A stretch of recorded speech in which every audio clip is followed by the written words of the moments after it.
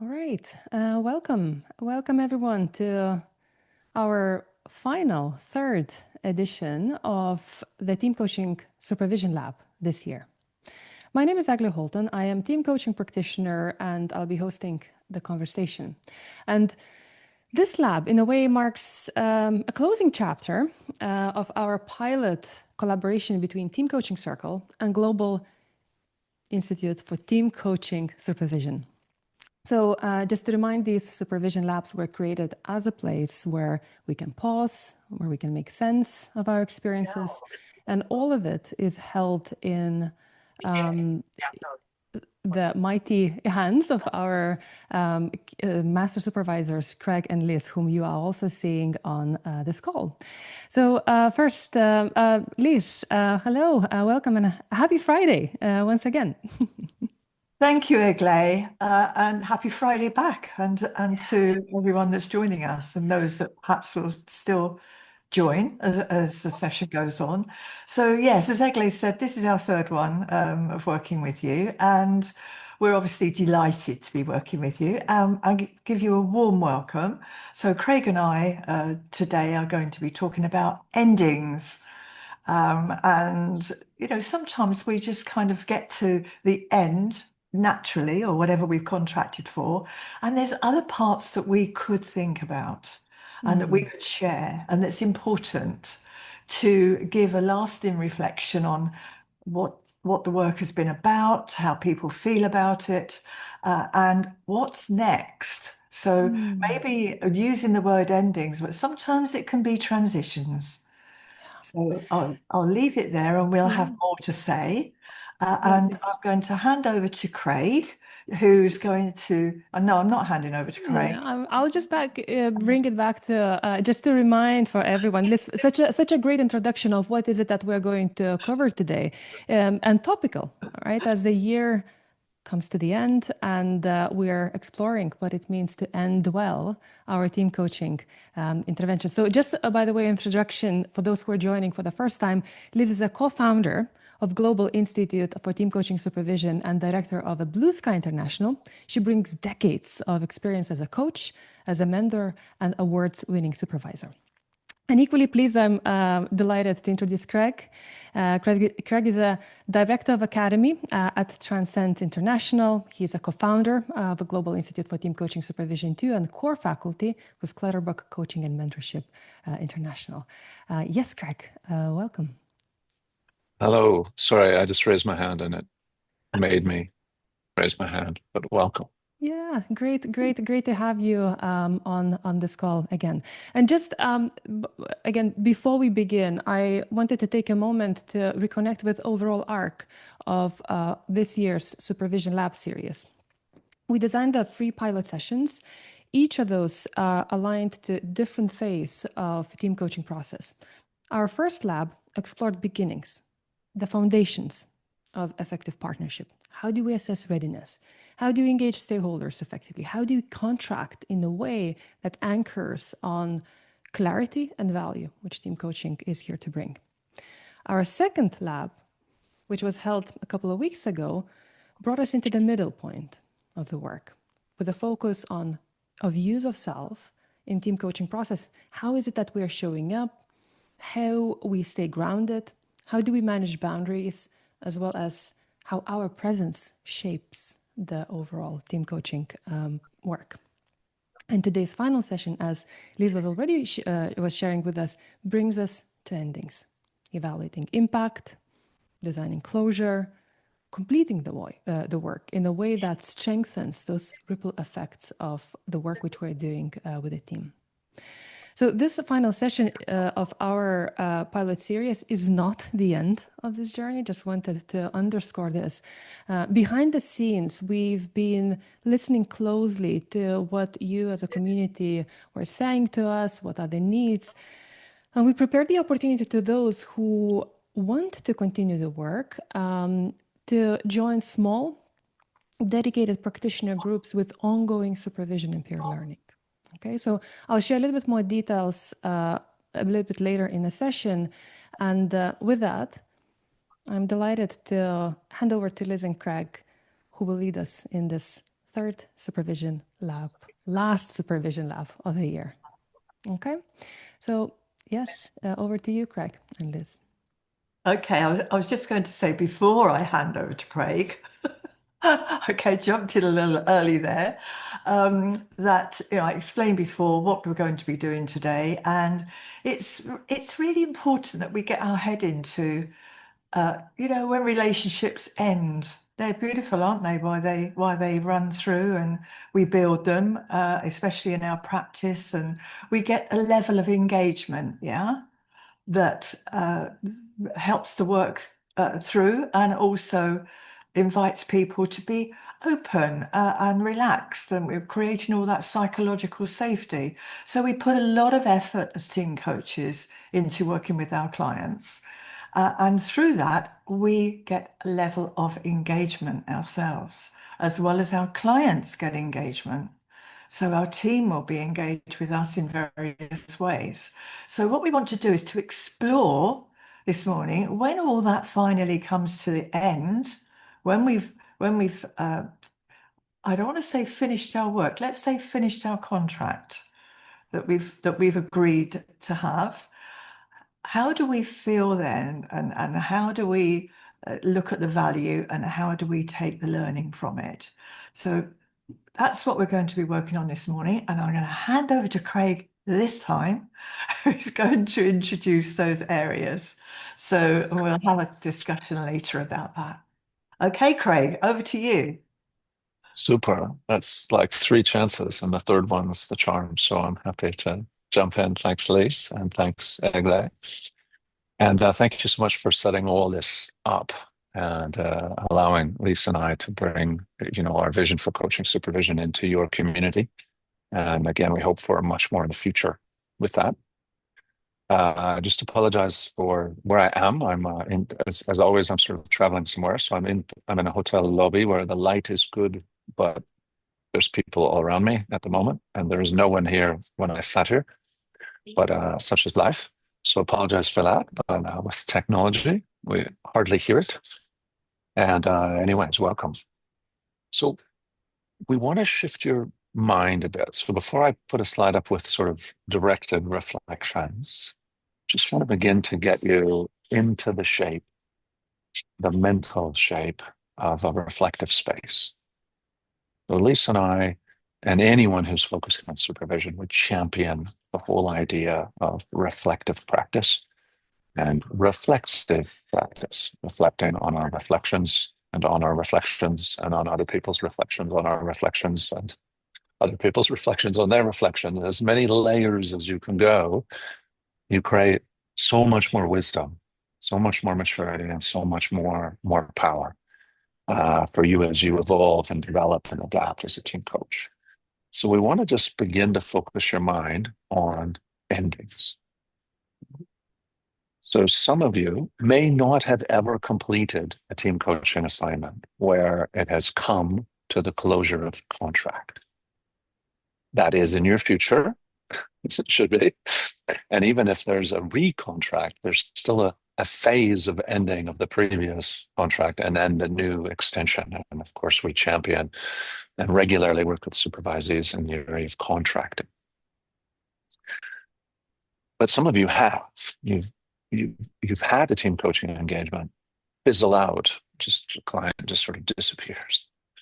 We've had team coaching engagements where the team has dissolved in the midst of team coaching for some organizational reason. And we've had team coaching contracts that have ended, that have reached their final session, ditto session, that are evaluations and wrap-ups and whatever stuff we do. And we've walked away from it. In some cases, we've done that on our own. In some cases, we've been with a team coaching partner, co-coach. And then there's the ending of the engagement with them, possibly not the relationship. Again, having supervised many team coaching pairs and members of pairs, there's very often a conversation about, should we ever work together again? And if we do, what needs to change? Or, this is great, I'd love to work with you. Or, I'd love to work with you, but how do I tell you that you don't want to work with me? Or how do you tell me the other side of the point? So getting your mind into that space about endings. And we're going to explore this through three lenses. And I'll put a slide up from in a moment with a question or three questions. And what we want you to do, if it works, is to choose one of those topics. So the three topics are around emotions of ending. And we are always considering not only ours, but that of the team, the sponsor, other team coaches in the system. The other is the question of value, value for us, value for the team, value for learning. And then the third is about learning for the team, learning for us, learning in our system, and how do we improve that. So I'm going to drop the slide up with the questions. We just want to give you a moment to reflect on the topic, and then you're going to be invited to choose one of those. So there's a number of breakout rooms that we've created, and we're trying the new technology that allows you to choose. So hopefully that will work. And if it does work, you'll be invited to choose to explore with others the emotions at the ending of a team coaching relationship. The value for the team, the organization, and your own practice. How do you assess value, measure it? What do you do with that? And then shared and individual learning on the process of ending and the overall process of the team coaching engagement. So let me just give you a little bit of time just to reflect. So we'll just do like 30 seconds. And then when we're done, we'll invite you to choose.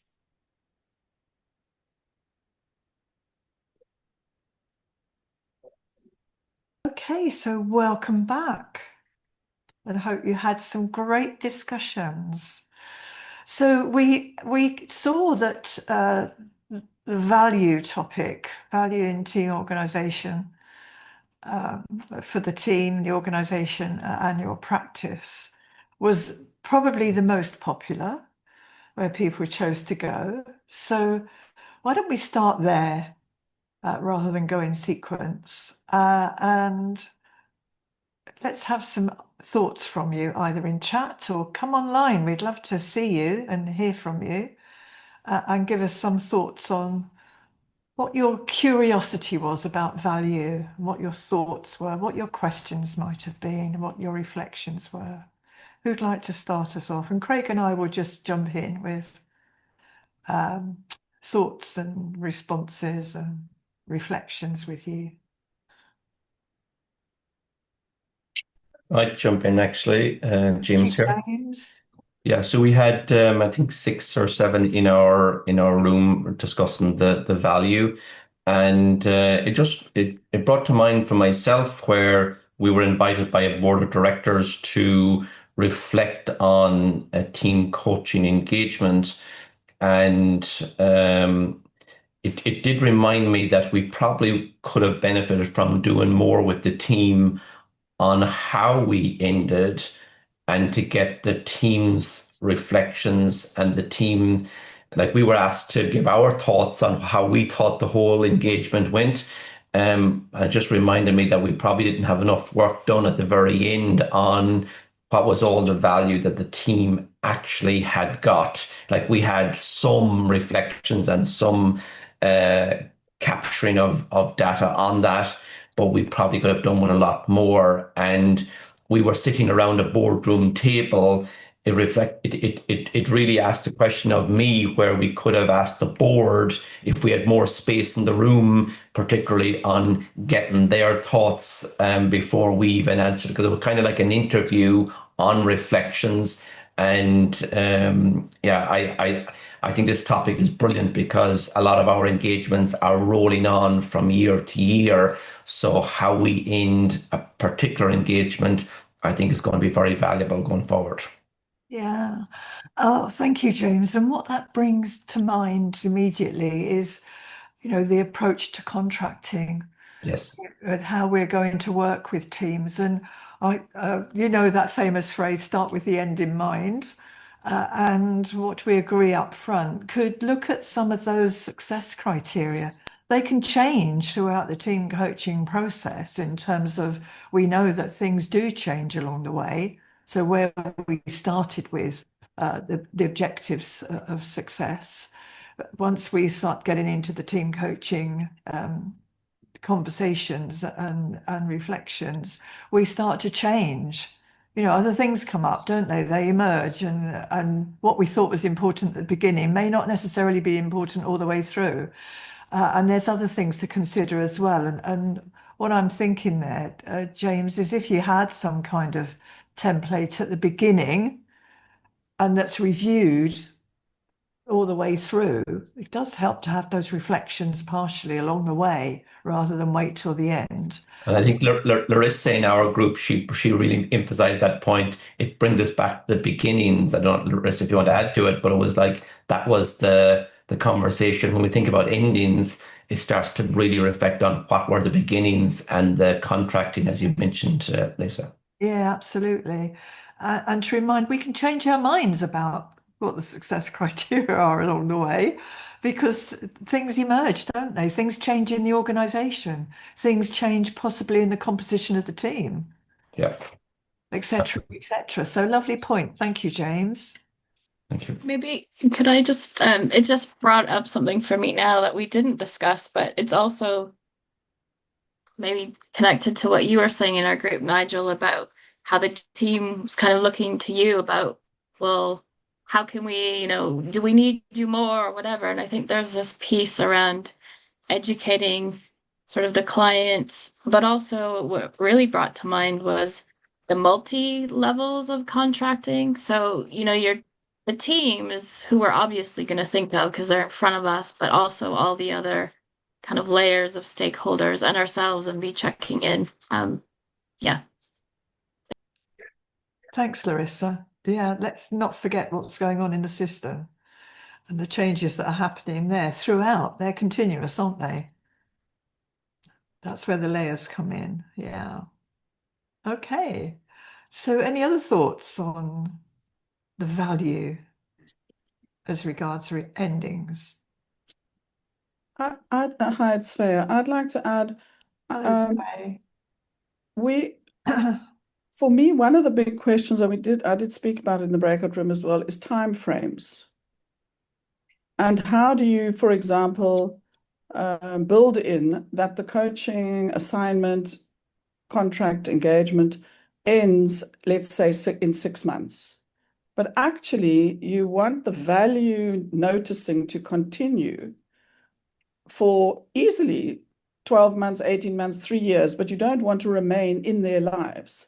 And so I have a real interest in figuring out how to maintain an open channel with people so that they can not tell me, but they tell their organization and each other how this is continuing to create value. So it continues to grow.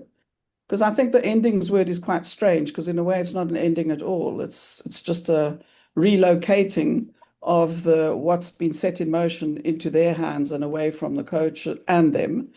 Anyway, but this timeframes thing. So with all the data privacy and all the communication channels that we have available, I have a real interest in figuring more and more how to embed into their daily, weekly, monthly practice with them what will be meaningful for them to keep track of the value. Yeah. And then how can they easily let me know, even if it's like send an annual report or send a photograph of something that happened. So I have a real interest in this. How do you make it part of the everyday to be value aware and not an event where you fill in a survey form, which is so often the case. Indeed. And I think there's two things going on there. Svea, is it Svea, your name? Thank you for the question and your thoughts. This is very important, isn't it? Because, as you say, it's not really ending, is it? So what's our role as team coaches to ensure that we can leave the team, I'm using the word leave at this moment, with the ability to coach themselves? So a job well done from our perspective is that they don't actually need us anymore. So that's where the other question comes in about us questioning ourselves about endings as well. And leaving the team, unless there's another agreement, of course, and that could happen not sequentially, but it could happen sometime later. They've got your contact details, and it's nice to get feedback, and we ask for feedback so that we can evaluate our own practice. But about their continuing learning, that's something around. I almost feel as if there should be 3 sessions on endings. Do you know what I mean? Maybe that's a bit of an exaggeration, but it's not something that could be done in a couple of minutes. It does need a longer conversation about. So, okay, we've got this time together, and this could continue right throughout actually the team coaching program. We have this time together. How are we going to know that we're working together as the team we want to be? Those types of questions. And I won't be here forever. I'm talking from the team coach perspective now, or we won't be here forever. So what's it going to look like for you? This visioning about with the end in mind again. What's it going to look like for you to be able to continue this work? And I think there's several check-in points on this, Ray, along the way in the team coaching work. And yeah, it's nice to know around how the team have got on when we leave that place. And I kind of feel that links with emotions. I won't go into emotions, but something about our ability to let go, to feel that, there is a time for endings for us as well, and how we manage that in ourselves. I'm sure we'll talk more about that in the session, but I'm going to hand over to Craig now because I'm sure he's got something to say. I can see him moving around there, and he's got something to come in with. Well, so 2 thoughts. I love this idea of looking at it as an ending, but also looking at it as a transition. So very often with team coaches reflecting on endings, we'll reflect on how's the relationship transitioning as the team coaching engagement evolves. So our roles can shift, right? Where we're a little bit more directive, facilitative, and we become more and more team coach-like over time. So that transition and what's the next level. And some team coaches transition into coaching individuals in the team or the team leader, or coming in for something annual or quarterly, so it's more of a check-in, a support. One team coach I supervise, the team has her come and just observe them in a meeting and give them feedback on things, and then sometimes on away days does something. And the other really interesting thing, and this comes from what I think James said in the beginning, is there's very often a tendency on us to sort of present, or I'm not saying that's what you did, but the idea of like we kind of manage the ending, whereas it's so much better to give that to the team if we feel confident and say to them, like, and someone mentioned this idea that they sell it like, what's been the benefit for you? What's been the value? How has it evolved? So you're letting them tell the story of the ending of the journey as opposed to us telling it. And then they'll share the value along the way. And then there's that next question, which Elise brought in, this idea of team development plans or sustain it, or what's next for you. So very often that's that sort of what's been the value for you along this journey? What are the high points? Where are you now? And what's next? And if I'm going to be a part of that, great. If I'm not, how are you going to, what are some things you need to learn? What can we do in this last session that's going to help you take on the team norms, the team contract, the team values, psychological safety, whatever it is that you need to attend to? So there's, that flow, that process flow. And that's the thing. I don't think we ever, if we do it well, we're partnering with that team and we're slowly removing ourselves from a more lead role in that journey and even the conversation. And we've already handed it off in a way to it's the team in the end, it's theirs. And the sooner we let it go, as Lisa said, they then learn that they have it, and then we're supporting them as they carry it, which is again a transition. So it can be very elegant, and also very, very messy. But it's on values. So Simona, please. Thanks. Not really stop on values, but now I understand why Liz said that we need 3 sessions on ending, because this transition really takes time, and in my experience, it's really difficult for a team leader or for a team, let's say, understanding how will it be in 6 months or in 12 months, and how to keep track of the, let's say, the evolution of what the team has experienced. And what I'm learning in this time is to help the team introduce new habits.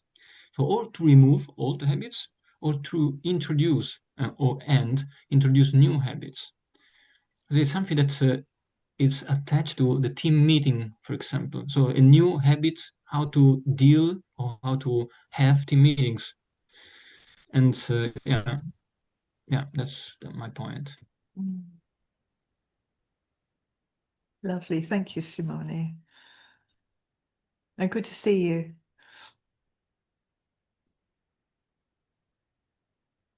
Super. Anything else from the groups on values? Any other perspectives that have come up before we shift to another one? Because we only have 30 minutes or so left. No, we could spend at least that on this one question. Oh, and yeah, it's huge. Maybe I can just share and rebound on what Simone is saying.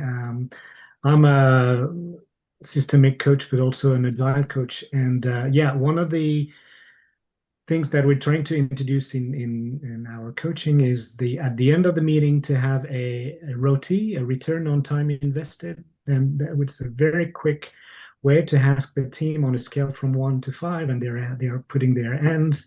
That was a waste of time, and 5, we could not have a better time. I could not invest my time better than participating to this meeting. And we know in the organization there's a lot of meeting we don't want to go to, and it takes really 1 minute. And if they are descriptive, if you have a wide range of evaluation, you can actually enter a short conversation. What should we do differently next time? And because during the coaching, I'm doing that every meeting, I'm with the team at the end. They're into this habit, and hopefully they will continue. And it's very nice to see that I'm hearing that they're continuing. So it's just a quick tool of it can take for continuing the improvement. Yeah, love that, Jean. Is it Jean? Beautiful. Yeah, I love that, Jean. I really do, because it's quick, it's easy. I like to be provocative at times when we get into these cozy places and think, yeah, that's a great idea, which it is. I really do think it's spot on. But I also think sometimes we could get into team think. We call it group think a lot of the time, but it could be team think. We get into the habit of, yeah, it's great, high five. I'm not saying that happens. As I say, I like to be provocative now and again, just to give us a reflection of the other side of the coin, so to speak, and see, should we check in now and again and get a sense of the reality of what's underneath that high five. Thank you. I love that quick and easy evaluation. You're laughing at Craig. Just all the high fiving. It's awesome. Yeah. But yeah, I love the roti because I lived in Malaysia for a while, so I love roti as a dish. But that idea of and I love the maturity of it, because very often team coaches are waiting to the end to think about value. And again, it's not right at the upfront, not a continuous part of the conversation. Is this valuable? Is this first 10 minutes valuable? Is this valuable? The more we're relaxed about our need to create value and give ownership to the team, then we're quite open to do that. Sometimes our need to give value gets in the way of us giving value. And we can just ask the team, is this a good use of your time? If we did this, would this be helpful? And you thought it was helpful, was it? And I love this scale. It's super. Yeah. Very easy. All right. So let's jump into the next part. Let's go into emotion. I'll lead us into emotion. And we put this in intentionally because remember, part of the journey of supervision includes focus on our own well-being as coaches and nourishing ourselves and caring for ourselves. And there's emotion in the team coaching from all sides. Whether it's the high fives of Lisa's party team coaching, which will be a new thing, or whether it's relief or whatever. I'm really curious to find out what came out of that emotions group. So please, somebody share, what are your reflections on the emotions at this phase of a coaching engagement?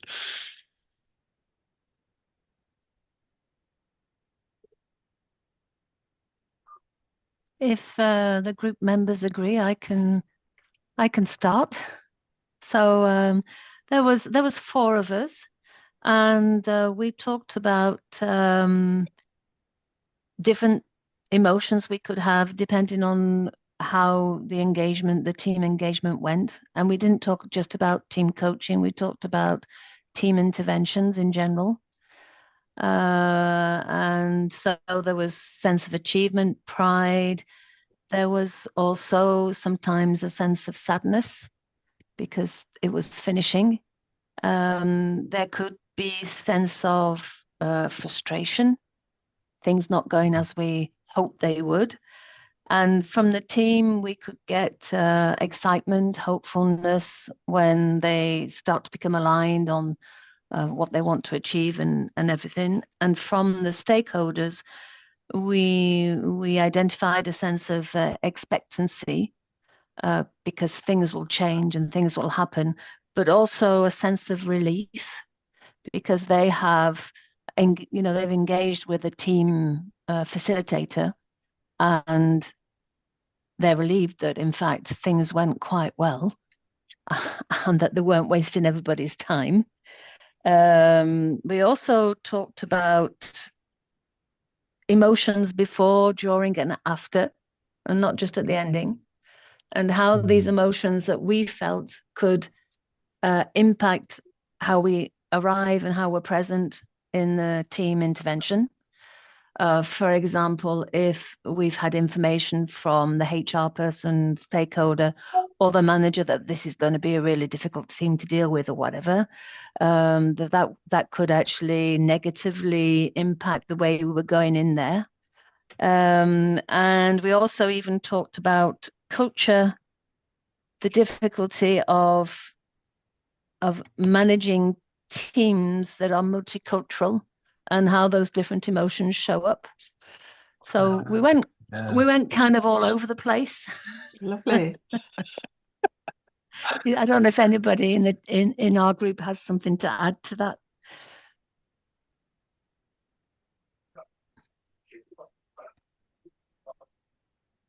It was interesting that Saraswati was the first person to sign up for that and was alone for a long time. So I'm curious. I won't put you on the spot any more than I already have, but if there's something in particular that you want to jump in with, happy to hear it, please. Thank you, Craig. Unfortunately, I can't share my video, but so one of the things that got me here, and I think that's the question that you're asking. One of the things that got me here is we tend to look at coaching and team coaching in isolation, and we are not able to look at various different perspectives. So when I saw this and I saw emotions there, I realized in my own journey there were various different roles that I was playing, not just as a team coach, but also as a team engagement practitioner. And the reason why I say that is because team coaching is yet to catch on, as most people must be experiencing it. But the beauty of it is it's not just the only thing. And if you have a coaching mindset, it helps you do many things. And therefore, as a team engagement practitioner, there was a lot of different feelings that came up, not just from a person who's enabling the team, but also from a team member perspective and from a stakeholder perspective as to how they would expect. So So, and I had many emotions, wondering if I'm going to be the only one there. Thank you. Thanks for your generous and open sharing. It's yeah, and love the holistic perspective. It's all part of that journey. I would say one of the things that we love to do is invite coaches to reflect on what are the emotions they're experiencing as they think about an ending. So if I'm supervising a coach toward endings throughout a project, very often asking about that is inviting them into that space. But also it can be a real trigger to find out what they're holding on to. And the link in the emotion and value equation. So often the coach wanted something to happen, thought it should happen, and it didn't happen, and they feel either frustration or sadness or something about that, or like they didn't do well. But that again, surfacing it on the journey. So in supervision, it's really valuable if you're working with team coaches to, as they move through the assignment, you're supporting them on the journey. So you're able to bring your experience and wisdom into questioning them about the next phase or the upcoming phases, including beginning with the end in mind. But in that emotion phase, there's so much energy and power and learning and wisdom in our emotions. So very often team coaches are a bit attached to some outcome, and the team coaching would be more valuable if, and again, being aware of that emotion reflecting on the emotion as a pathway to find out what's the value. Is there something I'm holding on to here? And that can be very, very, very useful. And I love the way you talked about the whole system. That's what we really hope for you.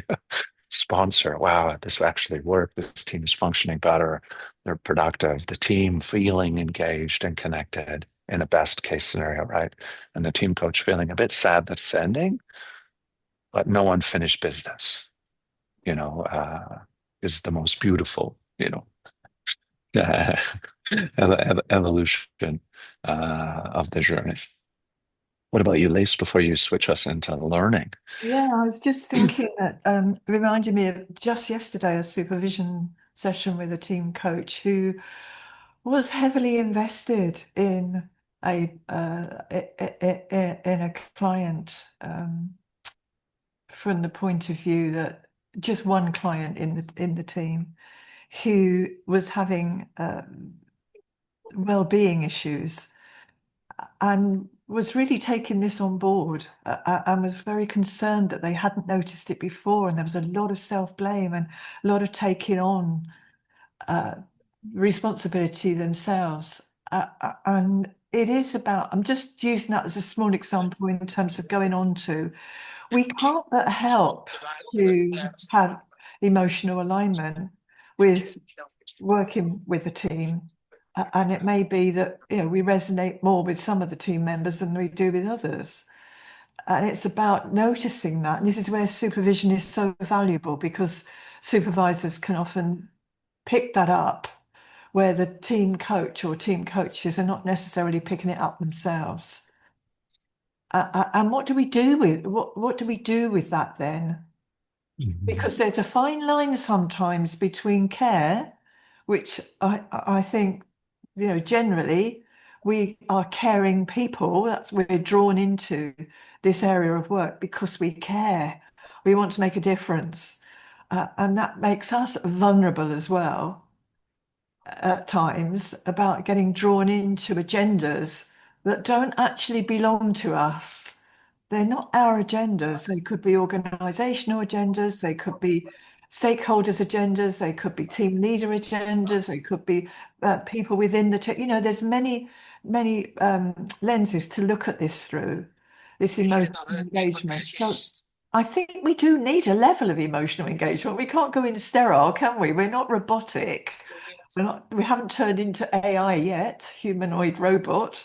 However, at the same time, it's getting that balance, isn't it, between having empathy and compassion for what some of the team members and the team as a whole are going through, and sometimes for ourselves.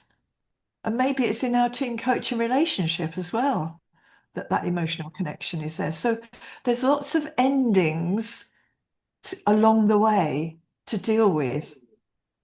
in managing emotion within ourselves and what's coming up for those in the team. And Elaine, I loved all the points that you came up with on behalf of your group, because you touched on many of those areas.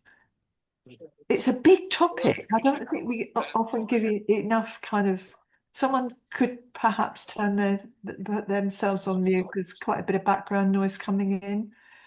Thank you. And there's that, not creating any dependency, isn't there, on us?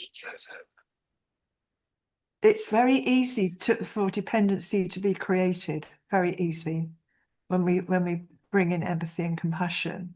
But how do we notice that? Again, this is where we come back to supervision, because the supervisor will start to probe and work with team coaches about where are they coming from in terms of taking this particular route. Why are they having this particular concern?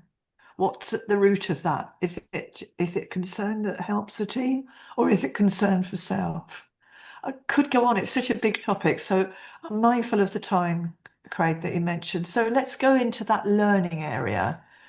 What is it that we're learning as a team coach when we come out of a particular team function? And what's our reflection? It's very easy to kind of reflect on a descriptive level. We can describe what happened within the teamwork, but what about going to that deeper level about why did we take that particular choice, that particular route, take people along that way?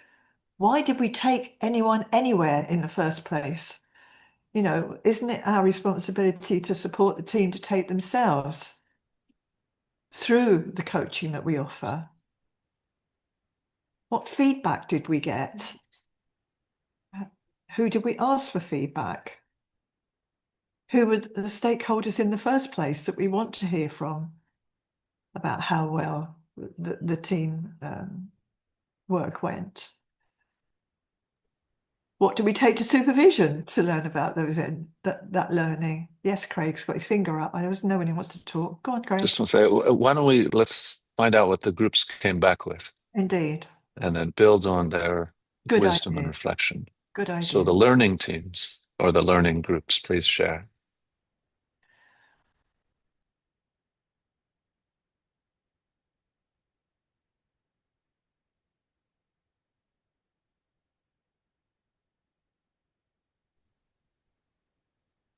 If the team allows me, I can start sharing, Craig, regarding the first question, what you learn about yourself.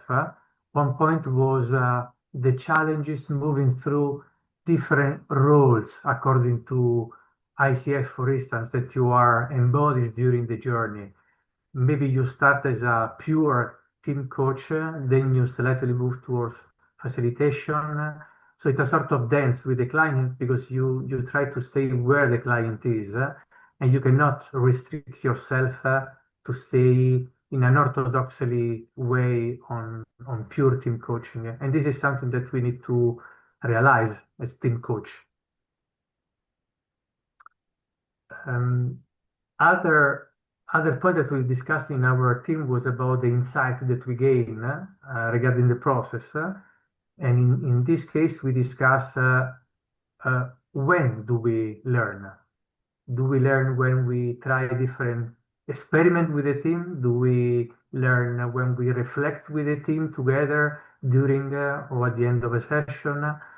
Another perspective was around what do we mean by insight? Like, insight is a new way of thinking. It's a new way of doing.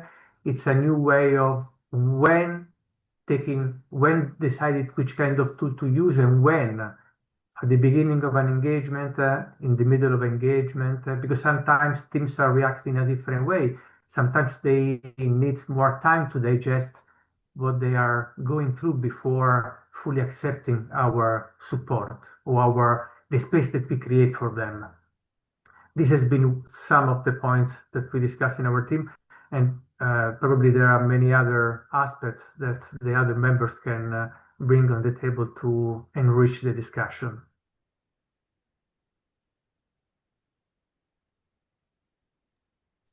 Thank you. Anyone else from the learning groups want to jump in?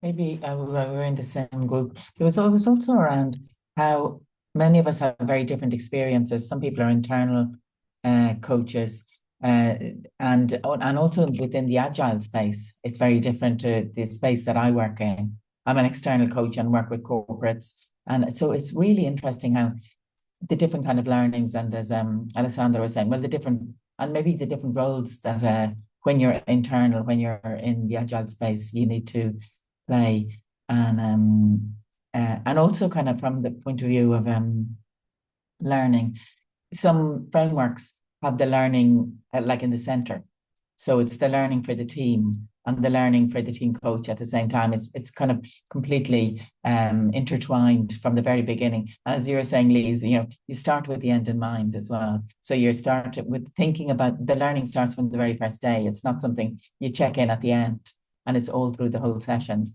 And the other thing is that the ending starts at the beginning as well. So so it was actually very and thanks, Timo, it was a really interesting conversation.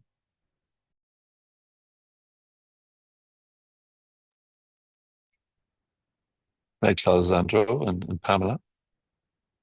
There was another group. Anybody from that one want to come forward with some thoughts, reflections? See somebody. Maybe I can start, because I think it's building up on what you said, Pamela. So I think we also discussed it's important to create that sense of awareness at the beginning by discussing with the team, what do you want to learn? So what are the changes? And then to check in. So I think what we discussed was checking in the midtime with the team. Where are we right now? What did you learn? What changed? And then doing this at the end also. Maybe with a questionnaire or in a teaming session. What I usually do is also the last session, really asking the team what are your learnings, what you're taking away, what are the next steps. So making sure that they have time to reflect on this. And I think we also discussed our personal learnings as coaches. So how we reflect after sessions about the learnings, what went well, surprises, and what do we want to take also for the next sessions as important topics. I don't know if anyone would like to add on something. Yeah, we were in the group together. I can share 2 more points, and it's about personal learning. So the benefit that I see is working with a co-coach. So I used to work with a co-coach, and this helps a lot my personal learning, because we constantly reflect on what we have done, how was it, and so on. Also during the pauses, I was sharing not only at the end of a workshop, but also during the breaks. And the second thing is, when I think about learning, I'm used to think that I have to improve something. But I slowly learning that I can also learn on what I was great at. So not only I want to improve, I need to make it better, but also to see, okay, I was good at this. I was enough. I was also great. That's for me really paradigm shift. Lovely. Wow. I think a point that's coming through to me, I mean, all those are great points, and thanks for sharing, is there's a fundamental part coming through around when we start with the team coaching approach. Does the team understand what a team is? We use this word so loosely, and I think if we don't have that kind of foundation of understanding what makes a team, we're still working with perhaps a group of people. So there's that individual need, isn't there, around the learning, but there's also what's the team learning? It's a whole big subject, I know, but that just was my initial thought that came through here. Okay. Well, and of course, supervision is all about reflection, jumping into learning together and helping us learn throughout the process. Right. And even beginning a team coaching engagement, I helped a team coach supporting her as she started a brand new engagement. Recruited a team coaching partner, didn't know him very well. It's all happening by Monday. It's like this, it all happened in a week.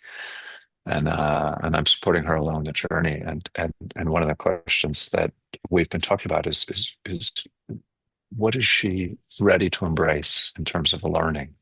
Because she's kind of over her head, as we all are in team coaching. It is, that's why I love it. It's over our heads. But that idea of just learning along the way, what are you going to get out of this as a team coach, as a learning? And we could get into this parallel process with the team where we're learning with the team's learning.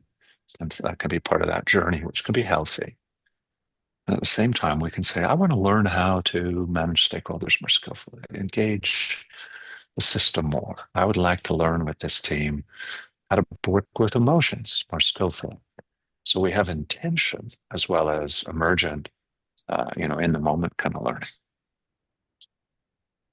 So today we've invited you to reflect on endings from a few perspectives. Now, if you were in a small group with Lisa and I doing supervision, of course we would be a bit less talky. It would be much more engagement, much more connection, much more reflection around that process. And we would work through this in a small group, right? And reflection on our learning from other people's learnings, learning from what the clients have done and what someone else might do, how they see the world, all that's a piece of it. But our goal in this sort of series we've done is to expose you to a large group version of supervision, and also hopefully inspire you to follow through, not necessarily with us, but with the supervision. Bring it into your practice because it's so key in team coaching, because of all the layers and complexity. So then today, just before we're going to hand things off to Egle soon, but in the next few minutes, does anybody want to just share what's a learning that you're taking away from this session about endings? Is there something that's percolating, or something you're committed to, or something you're totally unsure of, but there's something about that in this? We'd love to just find out perhaps what's been opening up for you in this session. Anybody have something they want to see or beginning to see? One comment as well about the personal learning, because whenever I coach, one-on-ones or the teams, sometimes the sessions bring certain emotions. Sometimes I'm putting myself maybe too much in somebody else's shoes.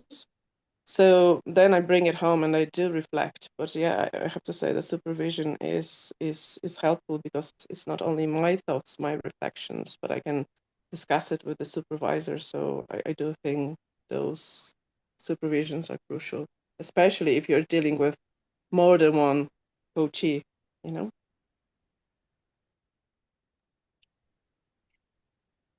Thank you. Yeah, thank you. Anyone else? Elaine? Sorry, Elaine, I thought you were waving your arm, wanting to speak. Maybe transcribing or being inspired by Simone shared in our team, asking the team, what are the questions that you would like to be asked at the end of the coaching session? And I thought, first, for the team, I love it, but I think I could do it for myself. At the beginning of a coaching, try in my journal to say, okay, what are the questions that I want to ask at the end? Could be about value, emotion, whatever, but I thought that would be a nice and funny practice to do. I really like that, Jean, because it's bringing people into identifying the success criteria. So easy they can be planted on the team. You know, we might have a zealous team leader who wants this and everything else, which is great. That's obviously important. But it's also important to bring the team in, isn't it? The team members. What does it look like to them? Lovely question. Thank you. I think it might be time now to hand back to Eglė. I know you have some things to say, Eglė, at the finish of the session. Unless anyone has a burning statement they want to make before we leave this session. Yeah, and feel free to put it in the chat if you want, as some have done. And it's nice to share your learnings because we learn from one another's reflections a lot. So please feel free to do that. And Eglė, over to you. Yeah, thank you so much for yet another great session. So much food for thought, loads of golden nuggets. What I'm taking away today is Lisa's invitation to think with the end in mind. Svea's invitation to really reflect on timeframes. I love that idea and the importance of ongoing check-in rather than just one-off event of ending the engagement. And John, thank you for sharing a different flavor of roti. It's great. I'm absolutely taking away with me, as well as Alessandro, reminding about the continuum, you know, of intentionality of choosing what we're doing in team development, intervention, and facilitating with coaching. So loads of really good thoughts. And thank you, Liz. Thank you, Craig, for depth and generosity over the last few months, kind of supervising us in this community. Truly appreciate this.